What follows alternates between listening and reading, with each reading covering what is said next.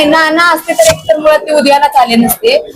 त्या औदुंबर अण्णांनी जर त्या ठिकाणी त्यांच्या बोटाला धरलं नसतं तर खरं म्हणजे हा जन्मच झाला नसता. नानांनी मला मुलीसारखं सांभाळलं होतं. अवताड्यांचे ते संस्कार आहेत, त्यांनाही 2 मुलं आहेत. मग उद्या येणाऱ्या सुनीला ते घरातून बाहेर काढतील का? की अवताडे देशमुखांचं खानदान आहे, त्यामुळं आमच्या मुलांना किंवा मुलांच्या आमच्या जे येणाऱ्या सुना आहेत त्या सन्मानानं आम्ही त्या ठिकाणी ठेवू. त्याची काळजी तुम्ही करायची गरज नाही. त्यांचं उभं आयुष्य टक्केवारीवर गेलेलं आहे. या टक्केवारीमध्ये सावकारकीमध्येच आपलं बालसंगोपन झालं. आजची पत्रकार परिषदेचे प्रमुख मुद्दे हेच होते की नगरपालिकेच्या लोकवाद वापरून एक अनाधिकृत पत्रिका छापली गेली. दुसरा एक महत्वाचा मुद्दा होता की बागेचं काम अपूर्ण असताना देखील त्या बागेचं उद्घाटन सोहळा पार पडला. हेच 2 प्रमुख मुद्दे होते. आणि मी महिला म्हणून या शहरामध्ये काम करत असताना माझ्यावरती चुकीचे आरोप लोकप्रतिनिधींकडून केले गेले.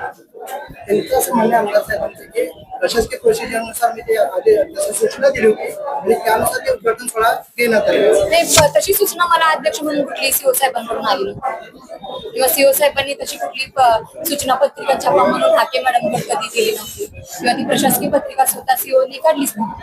आमचं असं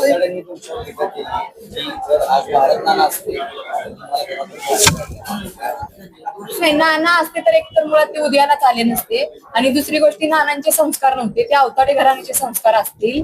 नानांनी मला मुलीसारखं सांभाळलं होतं आणि नानांनी मला मुलीसारखं सांभाळलं होतं. अवताड्यांचे ते संस्कार आहेत, त्यांनाही 2 मुलं आहेत. मग उद्या येणाऱ्या सुनीला ते घरातून बाहेर काढतील का? याच्यातूनच लोकप्रतिनिधींनी त्यांचे संस्कार आणि महिलांबद्दलचा म्हणजे हे दाखवून दिलेलं आहे.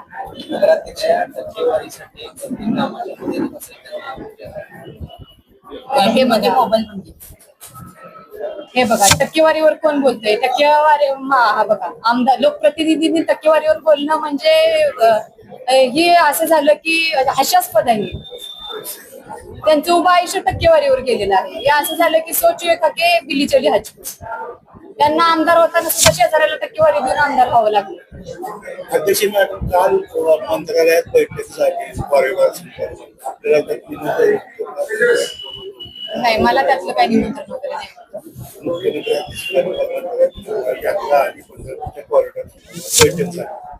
नाही, मला नाही होत त्याचा. सुट्टीचे दिवस आहेत, जनहितात आम्ही ते उद्यान सुरू केलेलं आहे. मग जे विरोध करतायत त्यांना त्यांचे लोक आनंद मिळतात. नागरिकांना पण लोक आहेत असं तुम्हाला काय म्हणतात? जे उद्यान आम्ही उद्घाटन केलं ते सुट्टीचे दिवस आहेत. मे मध्ये सुट्टी असतात मुलांना, नागरिकांना.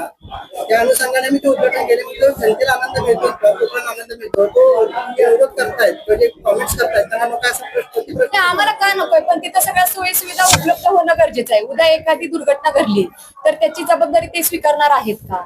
मग हे मे महिना आजच आलाय का? 3 वर्षापूर्वी मे महिना आला नाही होता का? 3 वर्षापूर्वी बाळगोपाळ नाही होते का? 3 वर्षापूर्वी तिथं नागरिक आपल्या पंढरपूरमध्ये उपलब्ध नव्हते का? हा सुट्टीचा महिना आत्ताच पहिल्यांदा आला का? बागेला निधी 3 वर्षापूर्वी आला, बरोबर आहे का? मग तेव्हा ओपनिंग करायचा घाट का नाही घातला? आता कशासाठी? म्हणजे काय लपवण्यासाठी तुमचा 8 तास चालू आहे? काम पण कम्प्लीट नाही. मग अपूर्ण कामाचं उद्घाटन करण्याचा म्हणजे नवीन पाहिजे तुम्ही लोकप्रतिनिधी म्हणून तालुक्यात पाडायचं घाट घातला. तुम्ही स्वतः शिवसेनेत आहात, आमदार भाजपमध्ये आहेत.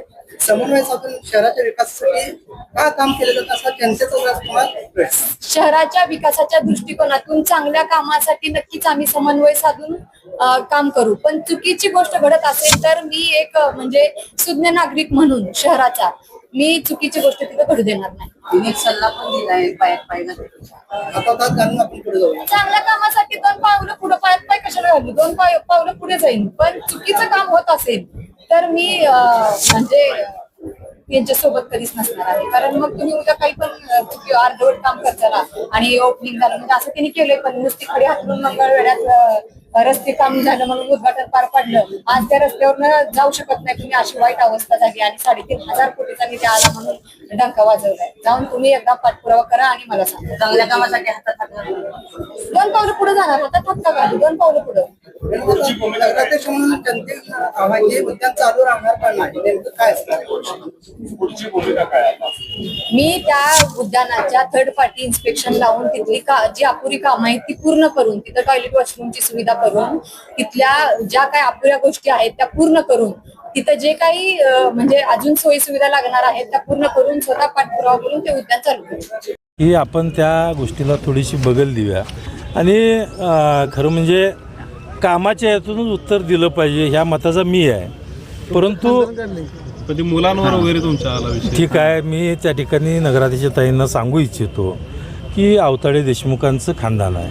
त्यामुळं आमच्या मुलांना किंवा मुलांच्या आमच्या जे येणाऱ्या सुना आहेत या सन्मानानं आम्ही त्या ठिकाणी ठेवू. त्याची काळजी तुम्ही करायची गरज नाही. आणि अवताडे खानदान आपण जर म्हणताय तर अवताडे खानदानाचं जर तुम्ही बघितलं त्या ठिकाणी आमच्या ह्याच्यावर जाण्यापेक्षा आपण खरं म्हणजे टक्केवारीमध्ये सावकारकीमध्येच आपलं बालसंगोपन झालं.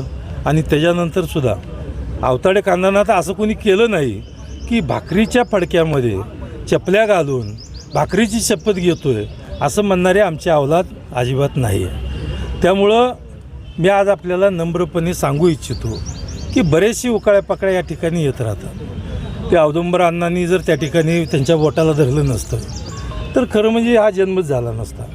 ज्या ठेवे असणारा साखर कारखाना, ह्या साखर कारखान्याची लयलूट कशी झाली हे सगळं काढायला लावू नये असं मला वाटतं आहे. त्यामुळं आपण कामातून उत्तर द्यावं असं माझं आहे. पण जर तुम्ही अंगावर येत असेल तर मग जरा थोडंसं आम्हालाही बघायला पाहिजे. 2 वेळा सिंगावर वगैरे म्हणायला नको पण